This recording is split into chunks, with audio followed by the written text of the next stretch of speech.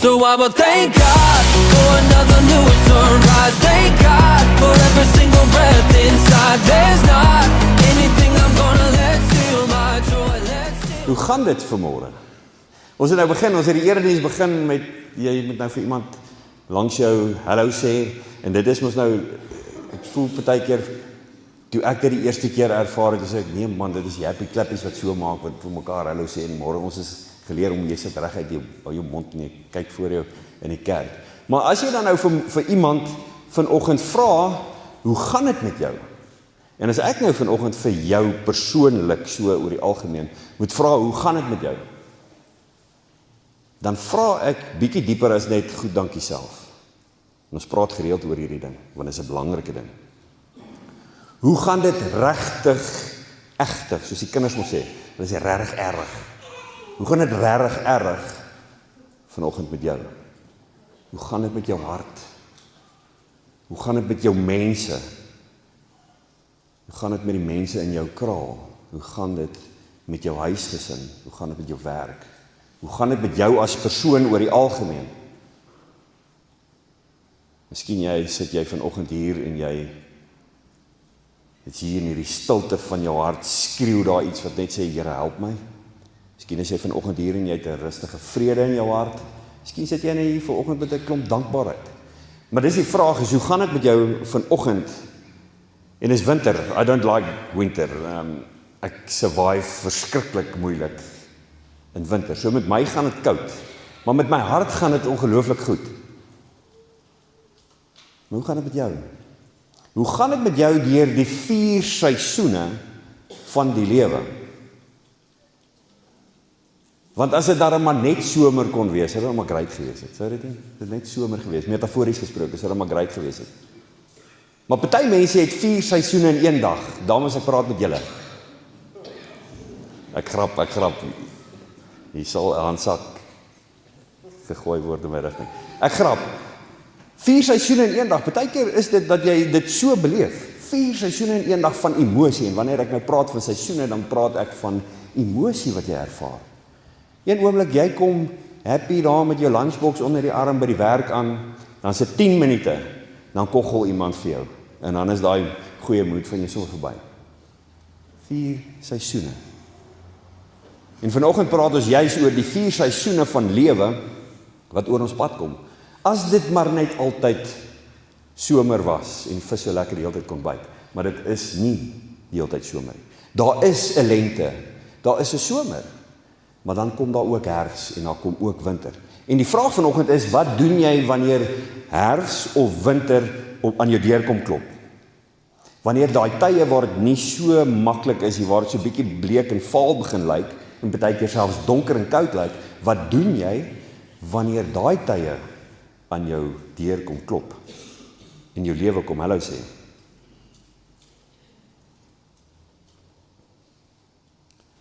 Ons sukkel om te praat en ons sukkel om hulp te vra wanneer herfs en winter aan ons deure klop.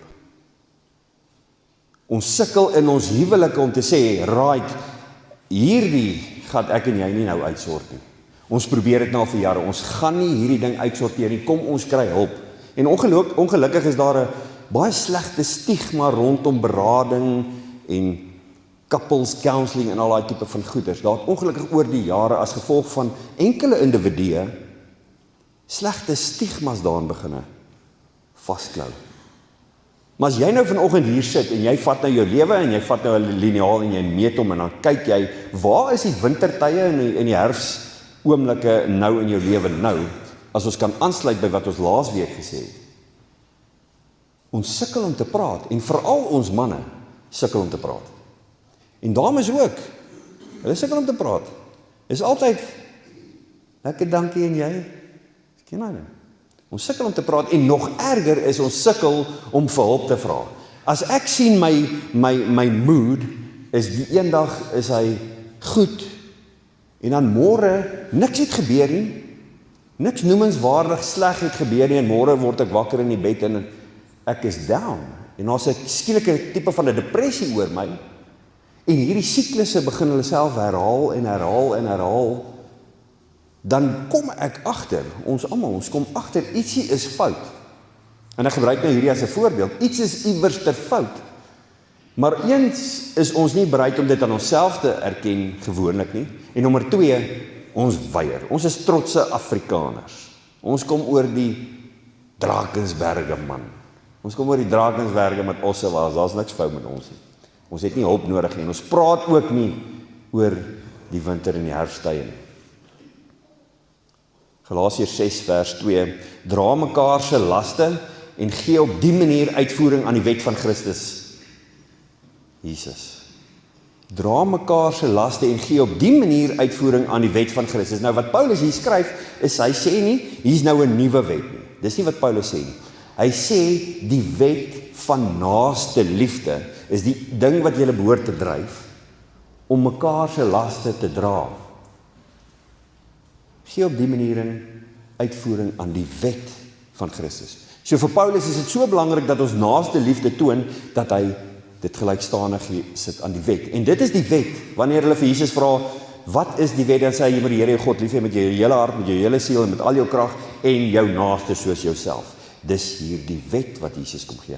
Hy replace nie die vorige wet nie, hy kom sit 'n klompie klem op die ene wat belangrik is. Romeine 12 vers 15, wees bly saam met die wat bly is, en huil saam met die wat huil.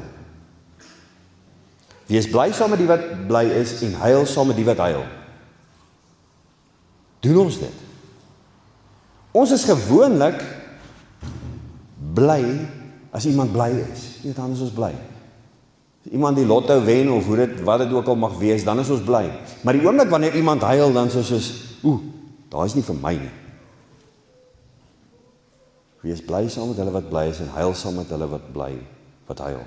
Die probleem is dat ons in die kerk en die samelewing dikwels verwag dat dit somertyd moet wees die hele tyd. En ons sit hierdie kombersies, hierdie gordyntjies voor ons lewens. Ons plak hulle mooi toe met somergordyntjies. Maar boeta, as ons by die huis kom, of as jy in daai bed lê, en die realiteit van die lewe tref jou, dan kom herfs en winter sommer vinnig by jou draai. En ons dink dat ons permanent in somer behoort te leef. Daar's 4 seisoene. Hier is die statistiek. En veral in Suid-Afrika, onder die omstandighede waarin ons leef, 1 uit elke 3 persone ly iewerster in hulle lewe aan 'n ernstige gemoedstoestand.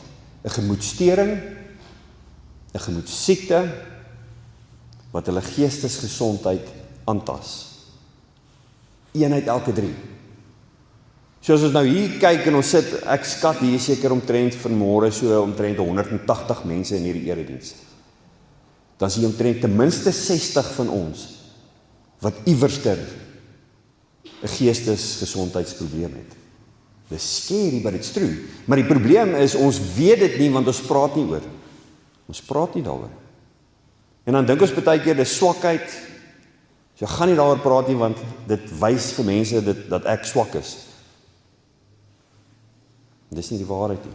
Ons vier sukses. Ons vier geluk en ons vier oorwinnings. Maar ons weet nie altyd wat om te doen met depressie nie. Ons weet nie wat om te doen met angs nie, ons weet nie wat om te doen met trauma nie, ons weet nie ADHD, bipolêre gemoedstoring, uitbranding en rou. Ons weet nie wat om met hierdie goed te doen nie. So mense, jou vriend kom dalk na jou toe en jy sien, maar hier is moeilikheid. Maar ons weet nie wat om daaraan te doen nie. Ons weet nie hoe om te reageer daarop nie. En ongelukkig lewe ons in 'n tyd waar daar 'n hengse klomp stigmas rondom geestesgesondheid gebou word. As iemand depressief is, dan daai persoon is weak. Daar's fout. En die ergste wat ek die afgelope tyd oplet, is dat daar is 'n enorme toename in bipolêre gemoedstoring. Bipolêre gemoedstoring. Nou as ek vir jou vinnig kan verduidelik, as ek sê die woord bipolar, wat dink julle? Wat dink julle? Ek gaan nie, toe maar Jacques, moenie worry nie. Toe ek vir Jacques kyk, die kyk. As ek sê bipolar, wat is die eerste ding wat in jou kop kom? Wat dink jy daar? Wat is jou denkproses rondom bipolar? Sê weet dan nie? Verskillende gemoedstoestande. En wat is die probleem wat ons doen gewoonlik met bipolar? Ons dink mense het verskillende persoonlikhede. Dis waar die probleem is. As ek sê die woord bipolar, dan dink ons, kom ons sê Rian is bipolar, en ons sê Rian staan op in die bank. Dis nie die waarheid nie. Ons gaan hom nie tag nie. Kom ons sê Rian staan vanoggend op en hy vra, kom ons bid asseblief vir my, ek is met bipolar gediagnoseer. Wat is jou reaksie in jou kop?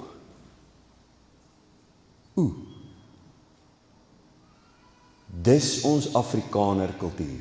Dadelik sal ons sê, Rian, jy is nie baie lekker nie. Wat sal vir jou koffie gooi, hoor? Solank hy sterk is. Die mania hoog is en nie. Fantasties. Solank hy sterk is.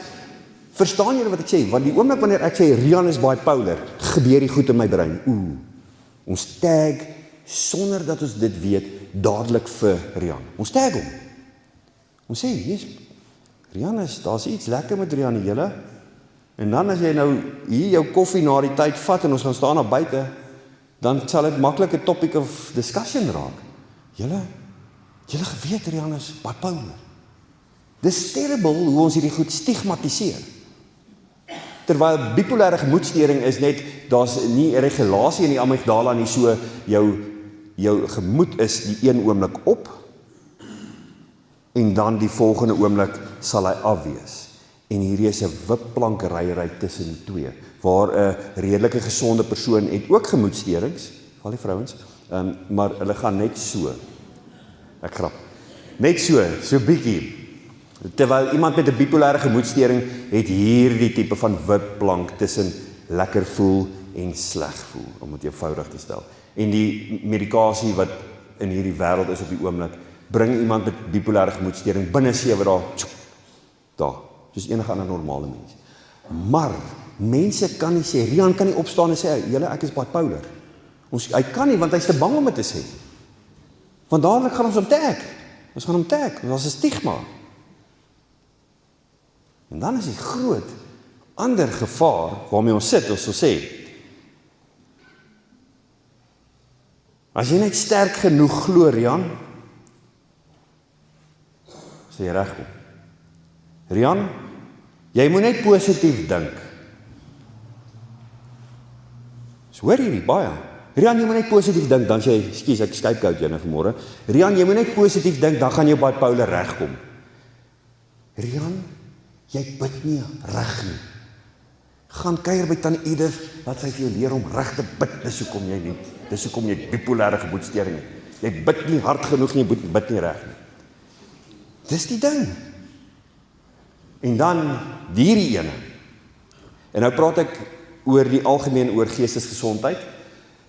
Dan sal ons en veral vir ons kinders, hier is die probleem. Dan sal ons sê, Rian, dis alles in jou kop. Alles in jou kop, ruk jouself reg en kom by. Dis die tipe goed wat ons doen. Ruk jouself reg, dis alles in jou kop.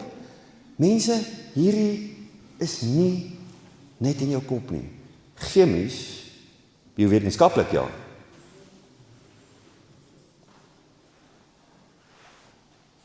Net soos diabetes. Die pankreas beïnvloed en jy het suikersiekte. Eenvoudig te stel. En nes bloeddruk, hoë bloeddruk, by show of hand, ek dink, sien, nou, ons kan nie vra wie is bipolêr nie, maar ons kan vanoggend vra wie het hoë bloeddruk.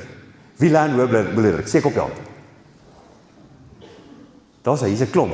Wie ly aan bipolêre gemoedstoring? You see. Julle sien wat ek sê. Die twee is beide siektes. Dis wat ons vanmôre vir mekaar hier moet sê. En dis wat die Here wil hê, ons moet hoor. Die twee is beide siektes.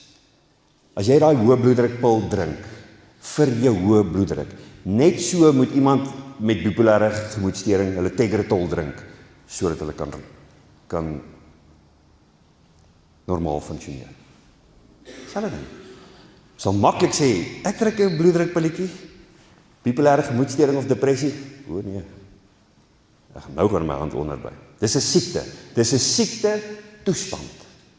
En ons moet dit weet.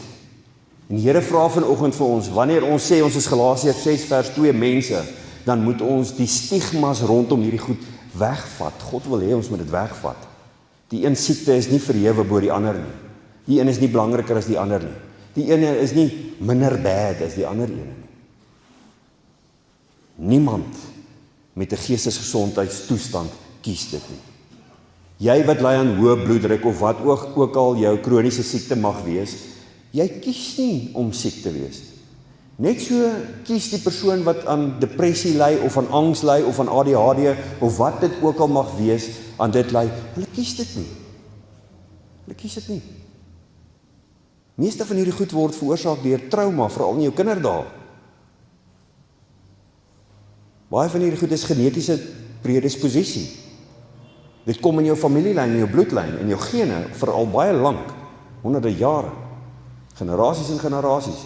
So jou oupa was bipolêr, ongelukkig is daai genetiese ding binne in jou, en jy kry dit ook. Niemand kies dit nie. Ons gaan gou vinnig terug na die antieke wêreld toe. Nou meet ons dit wat ons nou vanmôre mekaar gou gesê het, nou meet ons dit aan Bybelse tyd. In die antieke wêreld het hulle nie religie geken nie. Hulle het nie psigiaters gehad nie. Hulle het ook nie MRI's skanderings gehad nie. Hulle het nie gesê, right, Jesus het nie gesê, of Paulus het nie vir iemand gesê, right, kom ons sit jy gou hier in die tonnel. Kyk ons gou, daar gaan die masjien, kom ons kyk. Okay, nee, daar is ietsie fout met jou. Hulle het nie hierdie goed gehad nie. So, hoeveel keer lees ons dit? Markus 9 gaan jy lees, van so 'n geval, en daar is baie. Doep, daar slaat iemand neer, lê en ruk en pluk, skuim kom uit hulle mond uit. Wat sê die mense van Jesus se tyd? Wat sê hulle? Jou duiwelsbesete mens. Die duiwel is in hierdie kind. Die duiwel is in hierdie kind. En dis ongelukkig hoe dit is. Daarom is epilepsie in Jesus se tyd totaal misverstaan, meeste van die tyd. Iemand val om, koep, kry stuiptrekkings, daar kom skuim met hulle mond uit. En wat gebeur met hierdie mens? Hy word daarvan verdink dat hy van die duiwel besete is. Wat doen hulle met so 'n persoon? Hy lewe daar. As 'n Rian wat ons nou getag het, hy lewe daar. So wanneer, wat ek hierdeur probeer sê is, wanneer ons hierdie tekste in die Bybel lees, moet ons baie versigtig wees om oor iets te praat waarvan ons eintlik niks weet nie. Jesus het, sy disippels het niks geweet van epilepsie. Paulus het niks hiervan geweet nie. Hulle almal het gedink hy is deur die duiwel besete. So ons moet versigtig wees om mense te oordeel oor dinge wat ons nie eintlik nie verstaan nie. Daarom, as ons hier sit en jy's 'n gesonde persoon, jy's gelukkig om een van die 2/3 te wees, moet ons versigtig wees om iemand te label wat ly aan depressie, ADHD, bipolêre gemoedstoornis, you name it. Ons moet versigtig wees om iets te sê wat ons nie verstaan nie. Maar hier's die mooi ding wat Jesus doen. Hy begin nooit met oordeel nie, maar onvoorwaardelike omgee. As hy iemand teekom en hy sien, Rian, iets is nie lekker nie, dan sê hy nie vir Rian, Rian, ek dink daar's nie iets nie lekker met jou nie, ek dink jy moet maar so 'n bietjie pad gee nie. Hy kom met onvoorwaardelike liefde en omgee. En dis die voorbeeld wat hy vir ons wys. En dis presies wat mense met geestelike en emosionele uitdagings vandag nodig het. As jy van die 2/3 is wat gesond is, dis wat Jesus van ons verwag. Hy vra nie van ons etiketeer nog mense nie. Wanneer ek sê bipolêr, moet nie daai ou label nie, moet hom nie judge nie, moet nie kritiek uitspreek nie. Jesus vra mense wat sê, ek sien jou, ek hoor jou, en jy hoef nie alleen te dra nie. Nou daai teks wat ons in die begin gelees het, jy hoef nie alleen te dra nie. Daar's 4 seisoene van die siel, dis wat daar 4 seisoene is in ons natuur. Die lente bring vir ons hoop. Ons almal ken daai dae van groei. Daar's nuwe liefde, daar's nuwe werk, daar's nuwe energie. Hierdie tye herinner ons dat die lewe steeds moontlik is. En dan kry jy somer, lekker tyd, vol energie. Ons voel sterk, ons funksioneer goed, ons lag maklik, maar selfs somer hou nie vir altyd aan nie. En dan kom ons in herfs. Tyd van verlies, verhoudings verbreek, mense sterf, drome val uit mekaar uit, jy verander dalk van werk of jy verloor jou besigheid, jou gesondheid verander, jy was gesond, nou is jy nie meer gesond nie, en hier begin mense met die lewe te worstel, en dan kom ons in die donker, die koue winter. Angs, depressie, is goed wat jy dalk glad nie eers geken het in jou lewe nie, en skielik voel jy voel nie goed nie, jy wil nie uit daai bed uit opstaan nie, angs, depressie, eensaamheid, uitbranding, trauma, selftwyfel. Hier is die ding, die grootste leuen van die winter is, jy's alleen. Dis die grootste leuen. Maar dis hoe mense met angs, depressie en al hierdie gemoedsteurings baie keer voel, is alleen. Maar die winter beteken nie die lewe is dood nie. Dit beteken net die lewe rus. Die lewe rus net vir 'n oomblik. So as jy vanoggend hier sit en jy voel dis winter, behalwe vir die feit dat jou hande nou koud is. Winter beteken net dis 'n tyd van rus. Ons kan nie die hele jaar mielies plant nie. Die grond moet ook rus. So ek wil vir jou hoop bring dat wanneer jy dalk hier vanoggend sit en jy ly hieraan, dis net 'n oomblik van rus. So wat is die eerste stap na genesing? Ek praat hier met huwelike, praat hier met verhoudings, praat hier met werkplekke, ek praat hier met jou as persoon. Wat is die eerste stappe na genesing? Dis nie dikwels oplossings nie. Dis nie altyd oplossings nie. Dis nie mense wat dink hulle is slim nie. Dis 'n gesprek. As dit met jou huwelik vanmôre nie goed gaan nie, is die eerste ding wat jy moet kan doen. En dis ons probleem. Ons moet kan sê ons sukkel.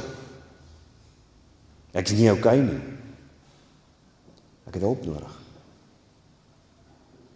So nou wonder ons baie keer, hoekom ploeter ons op dieselfde manier voort en daar gebeur niks niets positief vir my huwelik nie, daar gebeur niks niets in my lewe nie, in my werk of waar dit ook al mag wees. Daar gebeur niks niets nie. Ek voel so 'n bietjie stak. Stakness. Ek voel stak.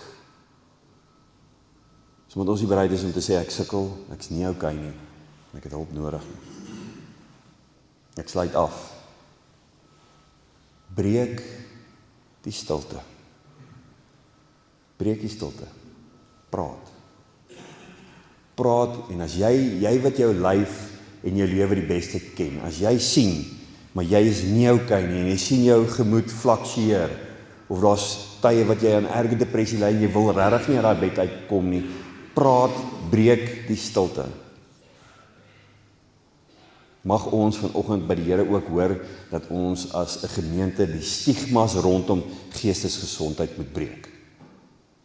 Moet hierdie stigmas breek. Mense met bipolêre gemoedstoring se siekte is dieselfde as iemand met hoë bloeddruk, nie biologies nie, maar van selfde belang. En as jy met iemand werk en jy weet en jy sien hulle sukkel, moedig hulle aan om vir professionele hulp te gaan. As jou huwelik nie lekker is nie, gaan sien iemand. Kom sien my, kom vra vir my, jy wil iemand gaan sien en ek sal jou na iemand toe verwys as jy met my wil kom praat nie. Gaan sien 'n professionele persoon. Moedig dit aan. Wees 'n Galasiërs 6 vers 2 mens. Dra mekaar se laste saam. Partykeer beteken dit eenvoudig 'n WhatsApp, 'n koppie koffie, 'n besoek, 'n luister en 'n oor of saam dokter toe gaan. Partykeer kan jy self vir iemand sê, kom ons gaan saam dokter toe. Is bereid om saam met jou te loop.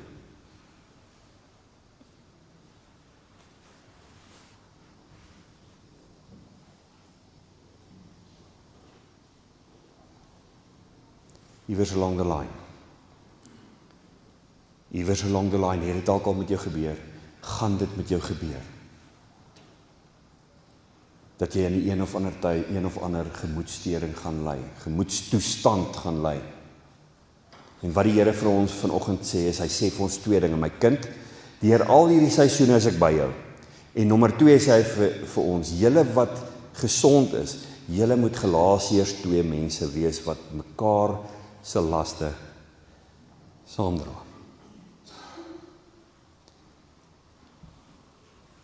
Ek het lanklaas 'n vrou gesien, wat so langs haar man staan, elke liewe dag deur dik en dun, soos daai vrou.